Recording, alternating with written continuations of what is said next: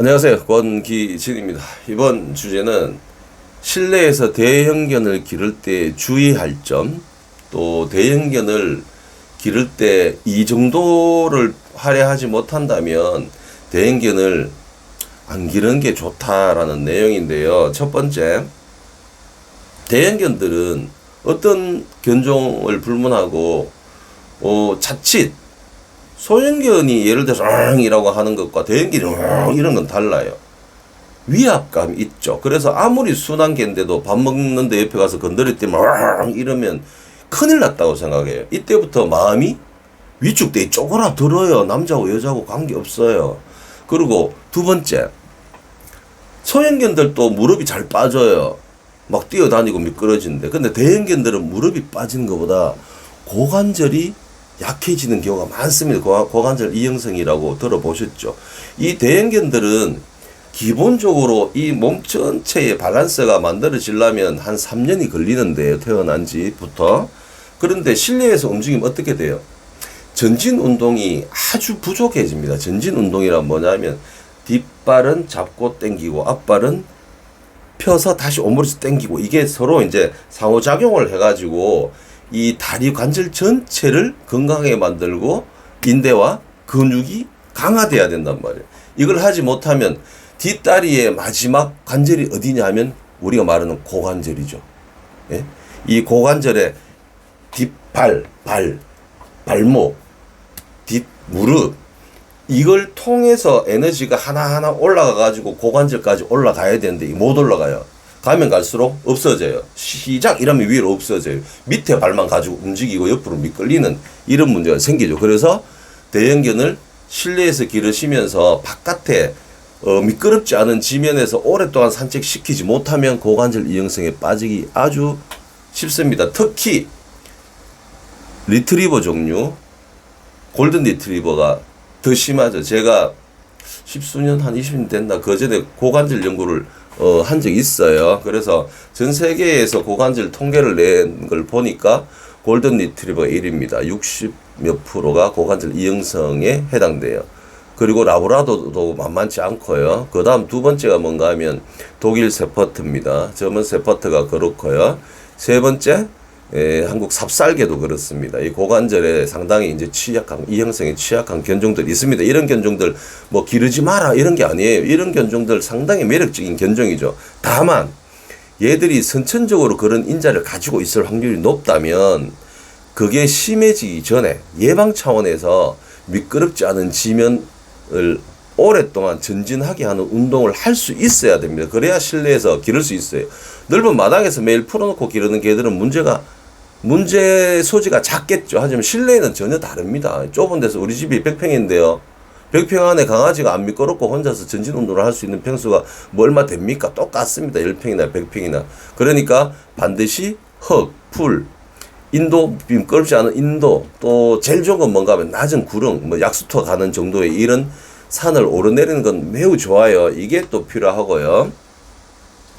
처음에 말씀드린 게 있죠. 우리는 대형견인데 얘는 그냥 아무 생각 없이 어른거리는데 우리는 너무 놀랐어요. 그래서 여기에서 무슨 문제가 생기는가 하면 과반응을 합니다. 걔는 그냥 단순하게 이렇게 해본 것 뿐인데 내 밥에 오지 마 이렇게 뿐인데 내가 놀라가지고 남편이나 아빠 보고 큰일 났어요. 밥 옆에 가니까 덤빌라 이러니까 이 자식이 이랬는데 얘가 막 이렇게 됐어요.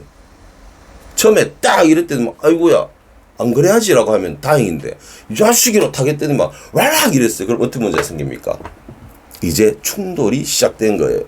그리고 가반응하면 안 돼요.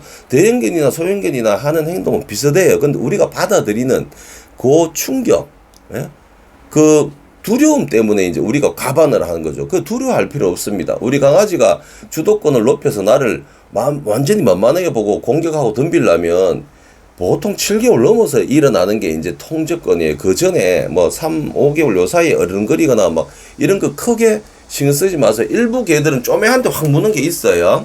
얘는 아주 숙련된 전문가의 도움을 받아야 됩니다. 걔는 평생 동안 가족 함부로 만지지도 못하게 하고 완전히 방제폐하가 될 수 있어요. 근데 일반적으로 어른거리는 정도, 이빨로 이런 정도 무서워하지 말고요. 그 기회를 주지 않으면 됩니다. 밥 먹을 때 안 만지면 돼. 뭐 입에 물고 갔어요. 아, 이거 뭐 뺏으려면 분명히 또 감안을 하겠는데, 얘한테 다른 방법을 써서 뺏으면 돼요. 얘가 뭐 음식 쓰레기 비닐봉지를 들고 가서 먹으려한다. 그러면 나는 뭐예요? 소고기, 닭고기를 절로 던져보면 돼요. 충돌의 기회를 주지 않으면 어지간한 개들은 커서 가족을 물거나 위협하지 않습니다. 요런 것들만 잘 지키시면 대형견을 실내에서 기르는데 문제가 안 되는데, 또 하나 큰 문제가 뭔가 하면, 우리 집은 아파트입니다. 주택은 덜해 아파트입니다. 엘리베이터 타고 10층에서 내려가야 되는데, 아, 이놈의 그 사람들 보면 기겁을 해요. 막 애들 울어 쌓고, 뭐 노인분들은 뭐 이렇게 막 엘리베이터 태우냐고, 아파트에 키우면 안 된다고 막 이러니까 막 처음에는 죄송합니다 이러다가 이거 자꾸 반복되니까 열이 받아요. 내 개가 문 것도 아니고 매달린 것도 아니고 쥐은 것도 아닌데 막 나보고 욕을 하고 뭐 가방 안 하니까 막 속상해. 짜증나요. 그래서 계단으로 가자. 며칠 해봤어요. 더운데 땀은 질질 나고 막 죽겠어요. 안 되겠어요. 엘리베이터 타자. 사람 있으면 에이 통과. 뭐 한번 산책 30분 하는데 내려가는데 10분 20분 걸려요. 그래서 우리 집 대문을, 현관문을 나간 이후부터 사람들에게 위협적인 느낌을 전혀 주지 않을 수 있어야 되는데, 이게 참 힘든 문제죠. 그래서 집에서의 훈육과 산책에서 훈육이 매우 중요합니다. 낯선 사람을 복도나 엘리베이터에서 만났을 때 가장 안정적으로 보이는 행동은 뭔지 아세요? 강아지가 앉아있는 겁니다. 엘리베이터 문이 열리는데 앉아있어요. 걔가 덜 겁내합니다. 근데 서갖고 막 탈락을 해요. 그러면 이렇게 돼요. 우리 강아지 엘리베이터 앞에서 문이 열려서 내가 가자 할 때까지 앉아있게 만들어야 됩니다. 두 번째 어떻게 돼요? 탔어요. 앞쪽인 뒤쪽인 구석진 데서 앉아가 벽 보고 있게 만들어내야 돼요. 입막에, 우리 강아지가 입막에 꼭 해야 되는 견종도 아니고 얘는 위험하지 않다는 확신이 있으면 안 하는 게 낫습니다. 왜? 입막에 하는 순간 대형견들 이거 사람 무는 개네라고 착각을 일으킬 수 있죠. 위험한 개가 아니라면 단호하게 제해서 구석에 딱 앉을 수 있게 하면 돼요. 내가 출발하기 전에 일어나지 않을 정도로 안고 기다리는 교육을 열심히 하면 돼요. 이해되시죠? 이거 못한다면 아파트 이런 공동주택에서 키우기 힘듭니다. 그 뒤에 산책을 나갔을 때 어떻게 해야 됩니까? 차분하게 걸을 수 있어야 돼요. 아무리 복도 엘리베이터에서 멀쩡하게 있었어도 나간과 동시에 막 이리저리 우왕좌왕 막 끌려당기고 사람이 넘어지고 막 땡기는 힘을 주체면서 나도 막 뛰어가야 되고 이러면 큰일 나요. 그러면 다른 반려인들도 우리 강아지 위험한 애라고 생각하고 도망을 가게 되고, 애들도 소리 지르고 도망가고, 애 엄마들은 오자마자 애 잡고 절로 뛰어가고, 남자분들은 막 이미 나한테 오기만 와봐라 뭐 이런 식으로 행동한다는 거예요. 바깥에 산책할 때도 어떻게 해야 됩니까? 사람들이 있는 길에서는 매우 느리게 걸을 수 있어야 돼요. 매우 느리게. 산책 카테고리에 보시면 바깥에서 산책을 어떻게 해야 되는지에 관한 영상들이 많습니다. 이해되시죠? 이것들을 지켜내고 우리가 그 시간을 투자할 수 있다면 아무리 큰데 오브차카, 로트바일러, 독일 서파트도 실내에서 기를 수 있어요. 원룸에서 길러도 돼요. 무조건 안 되는 게 아닙니다. 아시겠죠?